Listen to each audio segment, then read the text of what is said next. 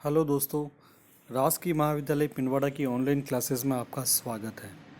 आज हम पढ़ेंगे व्यवस्थापिका के कार्य।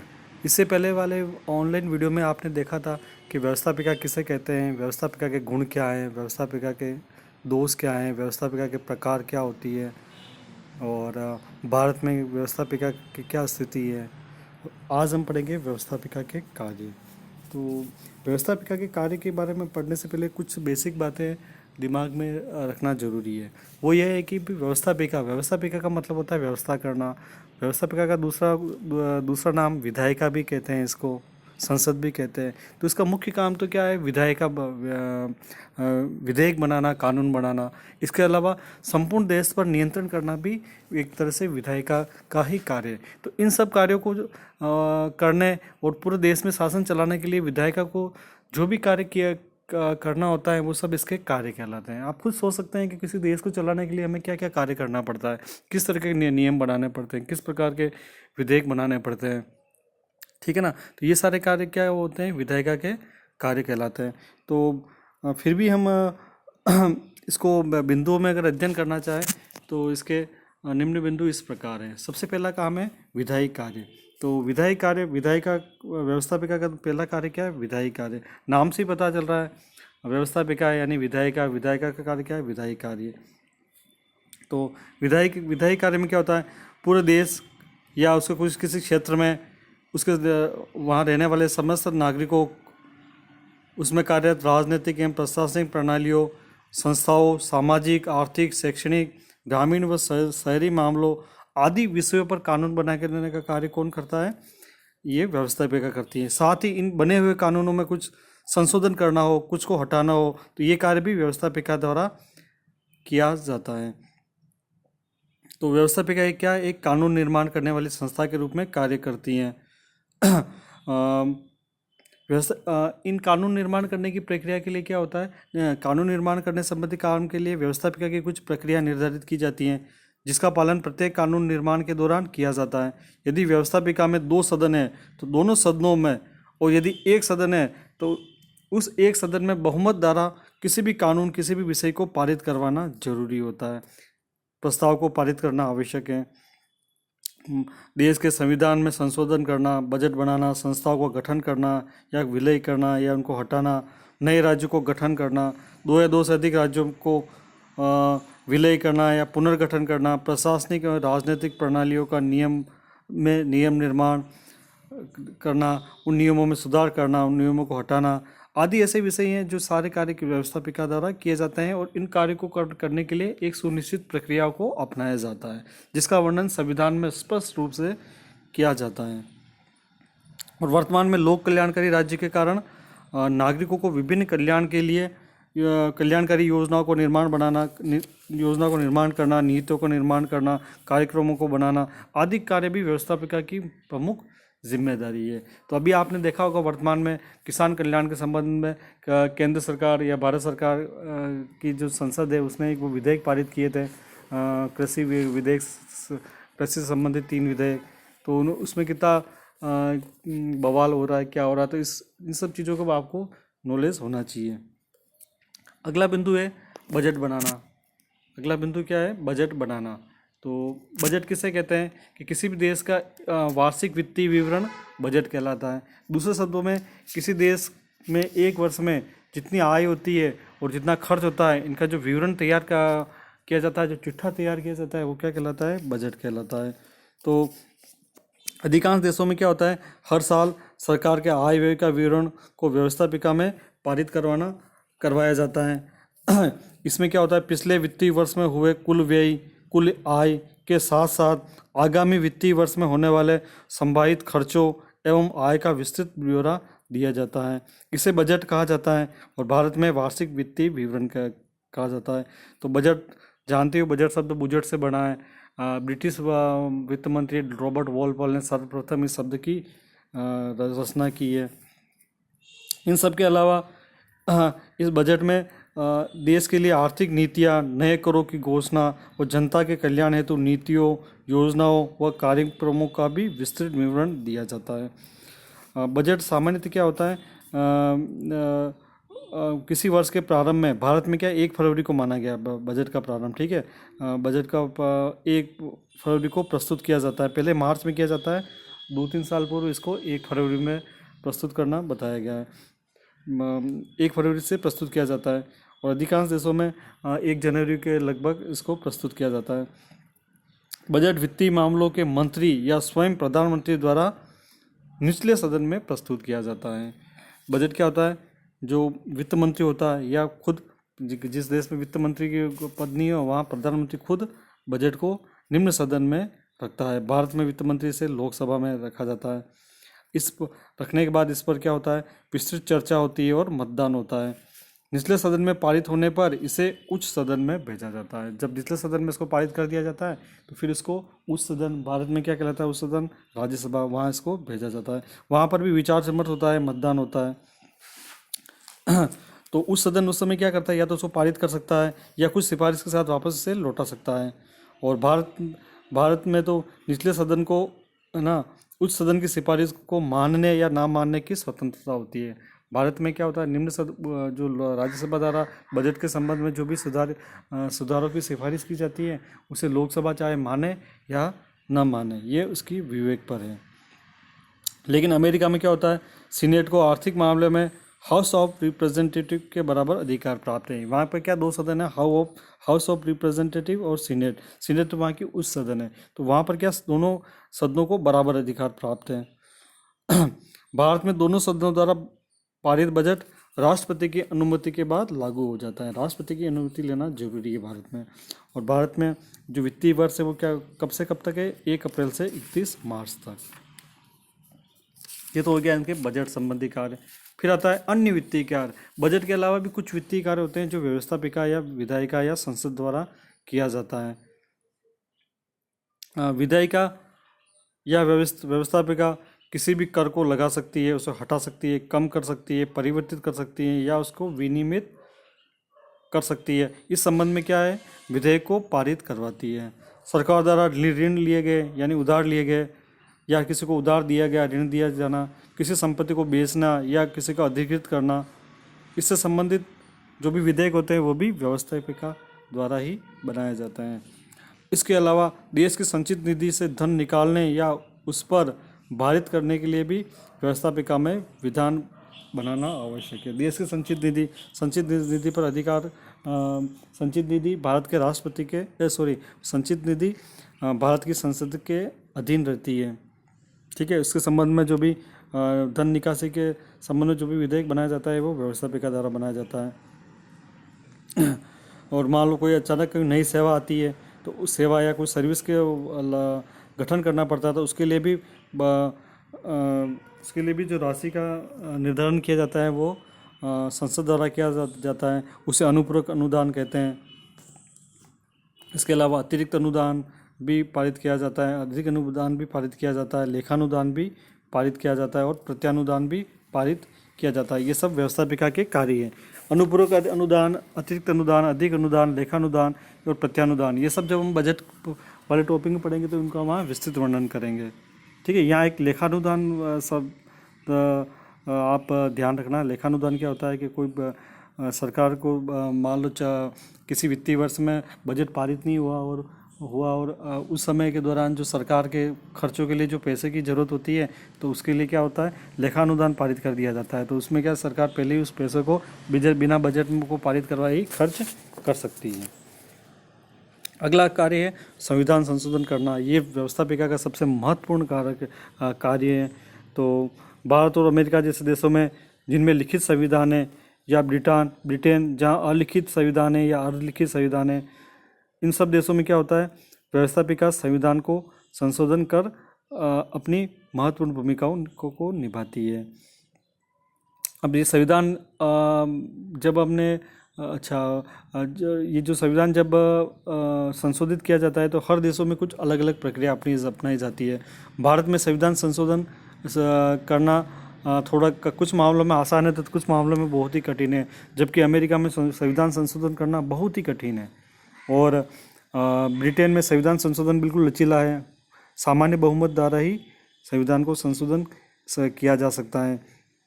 तो भारत में क्या होता है, संविधान संशोधन के लिए जो प्रस्ताव लाया जाता है उसमें क्या होता है, दोनों सदनों के जो कुल सदस्य होते हैं उनके बहुमत द्वारा उसे पारित करवाया जाता है, जो 2/3 होता है। उसके पश्चात राष्ट्रपति को अनुमति के लिए भेजा जाता है। राष्ट्रपति के साइन के बाद, अनुमति के पश्चात वह लागू कर दिया जाता है। जबकि अमेरिका में संविधान संशोधन का जो प्रस्ताव होता है, कांग्रेस के दोनों सदनों के 2/3 मतों से पारित होना ज़रूरी है।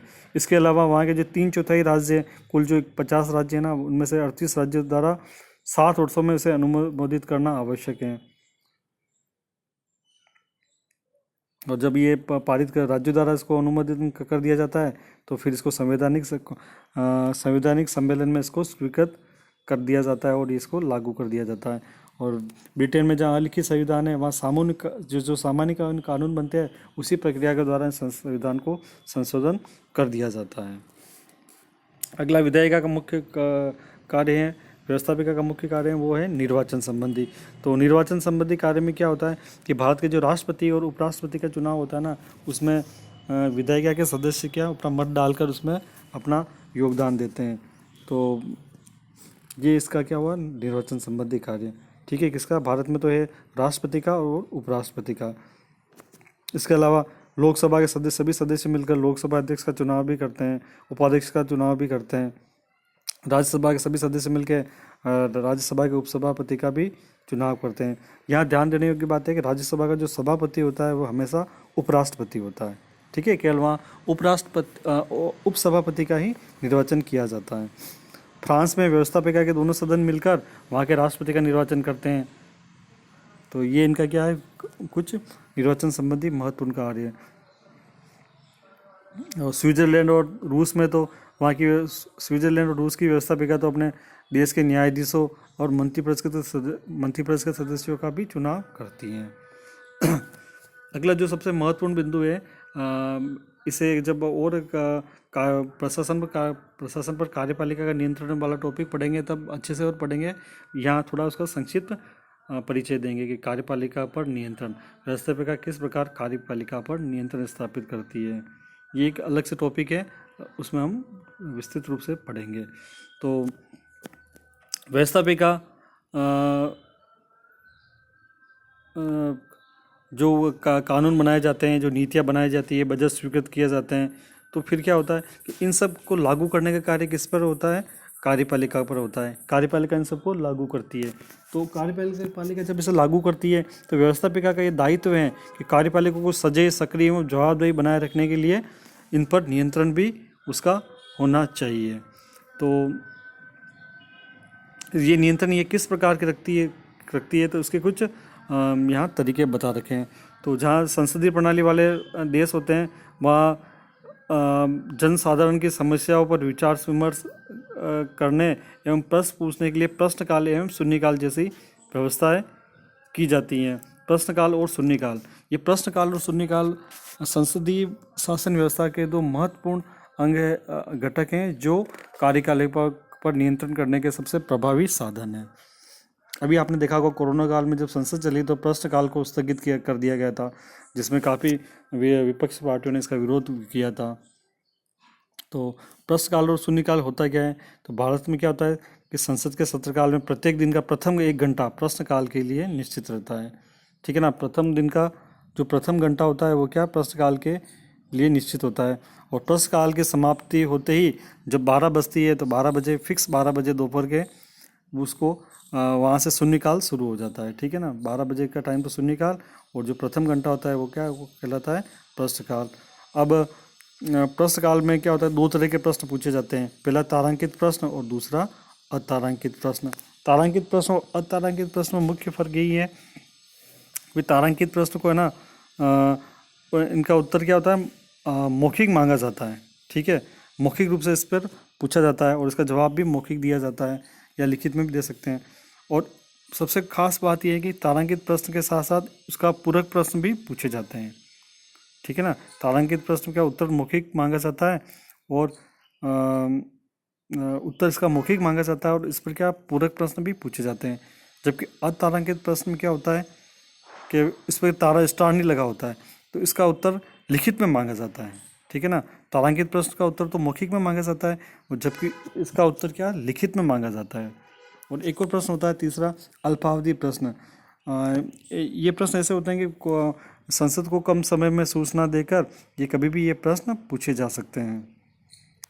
तो जब ये प्रश्न पूछे जाते हैं उस समय कार्यपालिका काफ़ी सतर्क रहती है, ठीक है। और इन प्रश्न पूछने के अलावा भी कार्यपालिका पर व्यवस्थापिका का अन्य कुछ ऐसे उनके पास वो प्रक्रिया है जिसके द्वारा वो अच्छे से नियंत्रण रख सकती है, जैसे कि काम रोको प्रस्ताव, स्थगन प्रस्ताव, 2 घंटे की बहस, ध्यान आकर्षण प्रस्ताव, निंदा प्रस्ताव, आधे घंटे की चर्चा, अल्पकालीन चर्चा, आपातकाल की कालीन चर्चा आदि ऐसे उपाय हैं जिसके द्वारा व्यवस्थापिका का कार्यकाल पर सशक्त नियंत्रण किया जाता है। इसका हम विस्तृत अध्ययन जब कार्यपालिका के नियंत्रण वाला टॉपिक होगा ना, कार्यपालिका पर नियंत्रण वाला टॉपिक है, उसमें हम विस्तृत रूप से पढ़ेंगे। थोड़ा अध्याय लंबा हो रहा है, आप सब्र बनाए रखें, धैर्य बनाए रखें।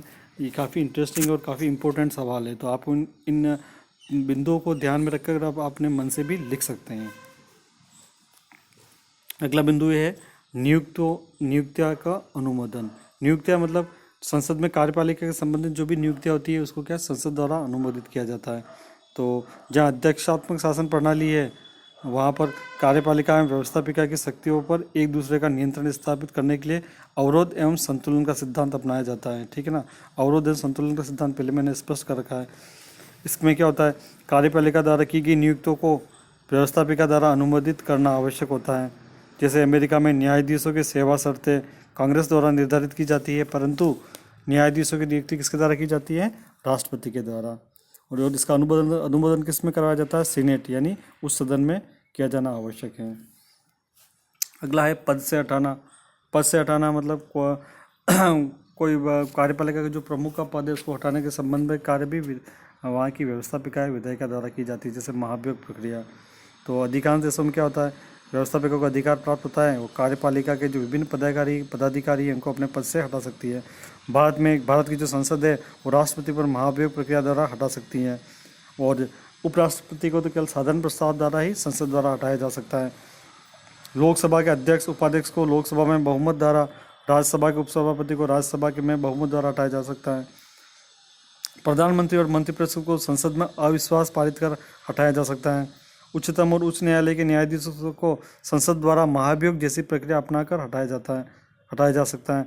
इसी प्रकार भारत में मुख्य निर्वाचन आयोग, नियंत्रक, महापरीक्षक, मुख्य सूचना आयुक्त जैसे पदों को भी जैसे अधिकारियों को भी संसद में महाभियोग प्रक्रिया द्वारा हटाया जा सकता है। और अमेरिका जहाँ अध्यक्षात्मक शासन प्रणाली है वहाँ राष्ट्रपति को व्यवस्थापिका में महाभियोग प्रक्रिया द्वारा हटाया जा सकता है। अगला जो उसका कार्य समितियों एवं आयोग की नियुक्ति। संसदीय प्रणाली वाले देशों में व्यवस्थापिका अपने कार्यों को पूरा करने के लिए विशेष संसदीय समितियों की नियुक्ति करती है। भारत में संसद द्वारा प्राक्कलन समिति, जिसको आकलन समिति भी कहते हैं, लोक लेखा समिति, सरकारी उपक्रम से संबंधित समितियाँ, इसके अलावा अन्य जो स्थायी समितियाँ होती हैं उनकी नियुक्ति का कार्य भी संसद द्वारा की जाती है। विधायिका द्वारा या संसद द्वारा विभिन्न राजनीतिक एवं प्रशासनिक मामलों की जांच करना, सुधार करना, सुझाव देने हेतु भी जो समितियाँ और आयोग का गठन किया जाता है उनका गठन भी संसद द्वारा ही किया जाता है, और उन संसद को ही अपनी ये समितियाँ और आयोग रिपोर्ट प्रस्तुत करती है, जैसे कि भारत में प्रशासनिक सुधार आयोग, ठीक है ना। और कभी कभी नई संस्थाओं की स्थापना, वर्तमान संस्थाओं की समीक्षा, उन्हें हटाने संबंधित सिफारिश हेतु भी समितियाँ आयोग की नियुक्ति की जाती हैं। भारत में सुधार ये पुलिस आयोग, संथानम आयोग, बलवंत राय मेहता समिति, पीसी होता समिति, कोठारी समिति आदि महत्वपूर्ण समितियाँ एवं आयोग हैं। अगला है न्यायिक कार्य। कभी कभी व्यवस्थापिका को न्यायपालिका से संबंधित न्यायिक कार्य भी करने होते हैं। ऐसा सामान्यतः क्या होता है, जहाँ राजतंत्र और तानाशाही प्रणाली होती है वहाँ पर यह देखा जा सकता है। 2009 से पूर्व ब्रिटेन में हाउस ऑफ लॉर्ड्स पीयर्स की सुनवाई महाभियोग मामले और अंतिम अपीलीय मामलों में उच्चतम न्यायालय के रूप में कार्य करता था। व्यवस्थापिका कानून बनाने, न्यायालय की स्थापना करना, कार्य क्षेत्र में विस्तार करना, न्यायाधीशों की सेवा शर्तें का निर्धारण करना, जिससे न्यायपालिका से जुड़े कार्य भी निष्पादित करती है या करती है। भारत में जो व्यवस्थापिका है उसको ये अधिकार है कि वह किसी भी व्यक्ति द्वारा व्यवस्थापिका के विशेषाधिकारों को भंग किए जाने पर उसको कारावास दे सकती है। ऐसा सदन की गरिमा भंग किए जाने पर या किसी सदस्य के बाहरी व्यक्ति के साथ किया जा सकता, सदन या किसी बाहरी व्यक्ति के साथ किया जाता है। संसद में मान लो कोई भी गड़बड़ी फैलाता है तो संसद उसको कारावास की सजा दे सकती है। अगला बिंदु है जनमत के आईने के रूप में। व्यवस्थापिका क्या था, जनता की शक्ति का रूप होता है, वो जनता की शक्ति का प्रतिनिधित्व करती है। तो जनता इसका संचालन अप्रत्यक्ष रूप से जनप्रतिनिधियों के माध्यम से करती है। ठीक है, व्यवस्थापिका का संचालन कौन करती है? जनता अपने प्रतिनिधियों के माध्यम से अप्रत्यक्ष रूप से करती है। और सरकार भी जनता द्वारा जिसे जनादेश कहा जाता है और जिसे जनादेश प्राप्त होता है उस दल के व्यक्ति सरकार बनाते हैं। ठीक है, और व्यवस्थापिका द्वारा किए जाने वाले समस्त कार्य जन कल्याणकारी होते हैं। जनप्रतिनिधियों को देश के सामने रखने का यह सबसे बड़ा मंच है। अतः ये कहा जा सकता है कि व्यवस्थापिका आम जन की इच्छाओं का आईना है। व्यवस्थापिका का जन कल्याण संबंधित सारे कार्यों को करना होता है। तो वहाँ जब वो अच्छे कार्य करेगी तो जनता का जो इच्छाओं का एक आईना प्रकट होगा। इन सब कार्यों से यह स्पष्ट होता है कि व्यवस्थापिका किसी भी राष्ट्र का सबसे सशक्त संस्था होती है, सबसे मजबूत संस्था होती है, सबसे ताकतवर संस्था होती है। और इसके कार्य में क्या है कि विविधता होती है। विविधता तो होगी क्योंकि वो सारे देश का संचालन वही करती है, उसको तरह तरह के कार्य करते हैं। इन सब कार्य को अलावा भी ऐसे कुछ आकस्मिक कार्य भी होते हैं जिसे संसद द्वारा ही निष्पादित किए जाते हैं। संसद को मतलब देश में कोई भी कार्य करने से पहले संसद का अनुमोदन होना आवश्यक है। ठीक है, और इसके जो अप्रत्यक्ष या प्रत्यक्ष रूप से जनता से संबंधित जो भी कार्य होते हैं वो भी इसके द्वारा ही किए जाते हैं। और व्यवस्थापिका को सरकार के तीनों अंगों के साथ समन्वय भी बनाकर कार्य करना होता है। इसलिए कहा जा सकता है कि व्यवस्थापिका के कार्य क्या होता है, बहुमुखी होते हैं, बहुआयामी होते हैं, बहु प्रकृति के होते हैं। तो ये व्यवस्थापिका के कार्य आपको महत्वपूर्ण सवाल आएगा इस पर, और परीक्षा की दृष्टि से भी ये सवाल काफ़ी बार पूछा जाता है। तो इसे आप ध्यान से सुने और अपनी कॉपी में नोट्स बनाएं। धन्यवाद।